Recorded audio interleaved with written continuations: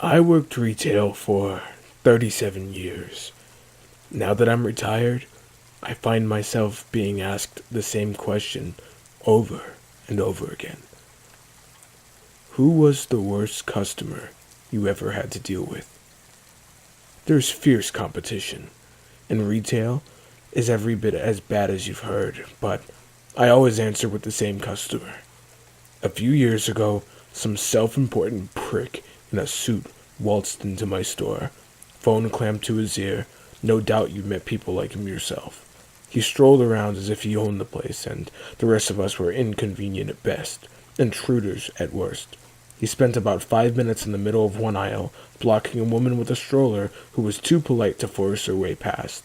When he finally got to my till, with various snacks, a few bottles of beer, and a newspaper, he didn't even look at me. It was rude, but it happens all the time, and it was nothing I couldn't handle. It was what came next that caught me off guard.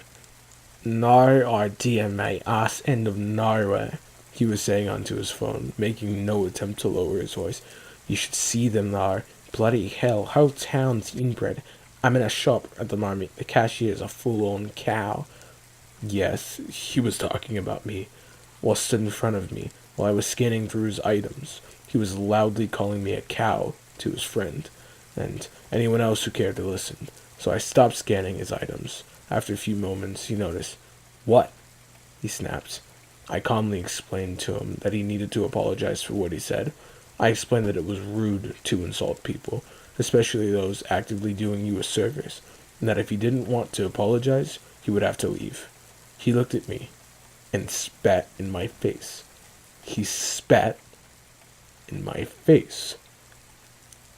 It shouldn't be hard to understand why he is my choice. Beating out all the other creeps and scumbags and shoplifters I had to suffer through in my career. Whenever I'm asked, whoever I'm asked by, I always say he was the worst customer I ever had. It's a lie. The story of my real answer is one I don't like to tell. In fact, I've only ever told it once, but in my silence, it plays over and over again in my mind. And I have to share it on the hope that I will finally be able to move on. My worst customer ever. He shuffled in on a cold February morning, an old man in a long, dirty coat. I use the word old, but I'm not actually sure that he was old. He had that haggard, worn sort of look that could appear as easily on a struggling 30-year-old as it could a resilient 90.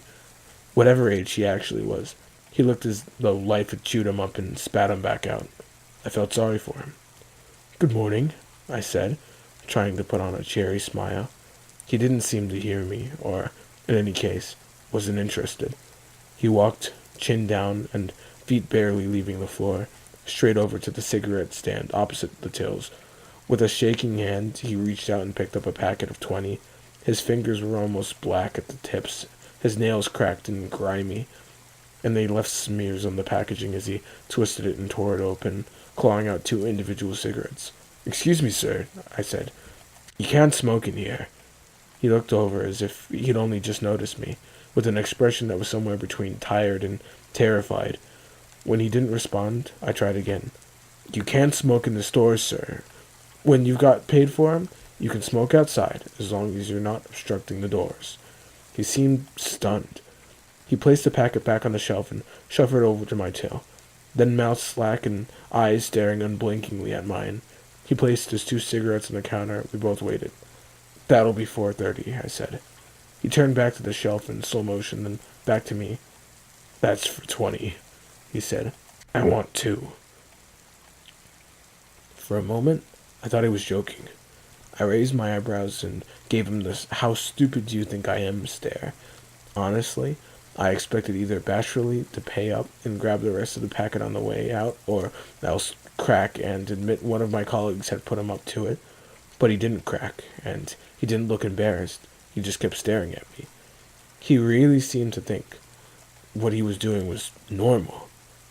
You can't open a packet and only pay for what you take out, I said, emphasizing every word as if I was speaking to a child. I wasn't trying to be mean. I was starting to think he might have some kind of disability.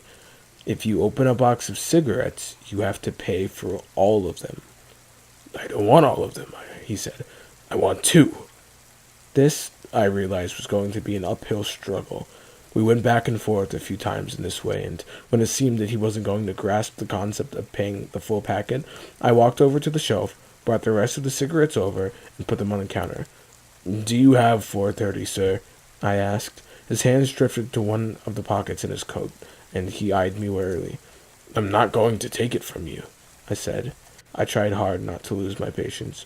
I just want to know if you can actually afford the whole packet, because if you can't, there's no point in us having this discussion, and you won't be able to have any of these cigarettes. He looked down to the counter, peered into his pocket, and then back to me. I only want two, he said. At this point, I very politely excused myself so that I could go and fetch my manager, who was doing inventory in the storeroom. I brought her up to speed on the situation, and then we both marched back into the front, ready to lay down the law. The man was gone. On the countertop, every cigarette remained. At least he's not a thief, my manager said, with a shrug. If anything, I was just relieved he was finally gone. I was happy to see the back of him, and hoped that after his unsuccessful attempt, he wouldn't come back and try again. 2.5 weeks later, he proved me wrong. I noticed him as soon as he shambled through the door. His hands were thrust deeply into his pockets, his coat even dirtier than the last time. He moved as if on rails, heading straight for the cigarettes. Sir, please remember that you can't. Too late. He had already torn off the corner of this packet and dragged 2 individual cigarettes out, but after that, he didn't come to the counter. He shuffled up to the newspaper stand and browsed them for a moment, before reaching out and taking one of the denser broadsheets. Before I could say anything, he leafed through it, grabbed hold of the middle page, and shook his arms as if he were fighting a swarm of wasps. Sheets of newspaper went everywhere.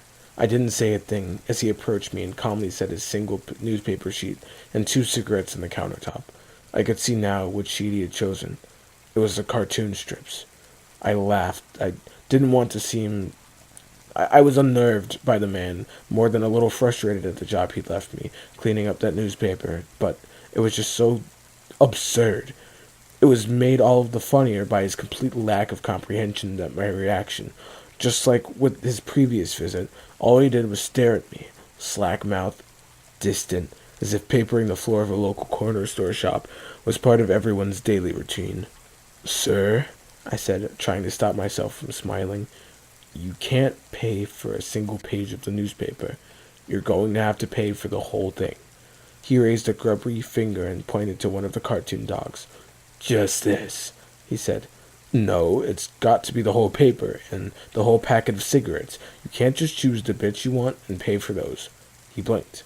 It was the longest blink I've ever witnessed. I don't want all of it, he said. This time my manager came to me.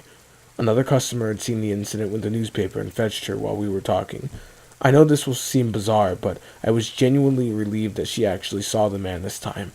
Part of me was worried he was a figment of my imagination, and it was good to know I wasn't going insane. My manager didn't have any more luck than I did in explaining the concept of modern shopping, but after around 20 minutes, the man decided to leave without his desired items. After the next year, we got many visits from this unusual man. He always tried to buy 2 cigarettes, but his other attempts varied. Sometimes he tried to buy a single egg, or would open a packet of bread and take out 3 slices. Once, to my incredible annoyance, he tried to buy half a pint of milk by pouring it onto the counter. Sometimes he'd even try to buy items we didn't sell. I remember him walking in with a single shoe and placing it on the counter, and another time, he got to my till with 2 cigarettes and a single egg, but added 3 buttons that he pulled out of his pocket. Without fail, whenever he tried to explain that he couldn't pay for the items in this way, he said the same thing. I don't want all of it. As I said, this lasted for a year. We talked about taking steps to stop him, but his visits were infrequent. The damage was minimal, and my manager was very reluctant to involve the police. She thought the perpetual cost of seeing a police car parked outside might outweigh the damaged goods. We were a friendly local, she insisted, not a hotbed of crime. So we tolerated our strange visitor, even humored him at times, until his final visit to us. He arrived, as always, with his hands thrust firmly into his grimy coat. He was carrying a black plastic bag, which he often did if he wasn't bringing another shoe, and so nothing struck me as unusual until he put the bag down to get the cigarettes, and it squelched. It wasn't loud, and I thought I might have imagined it, but when he picked the bag up, I could clearly see that he had left a wet mark on the tiles. He shambled over to my till. 2 cigarettes were placed in front of me, then the plastic bag. It squelched again.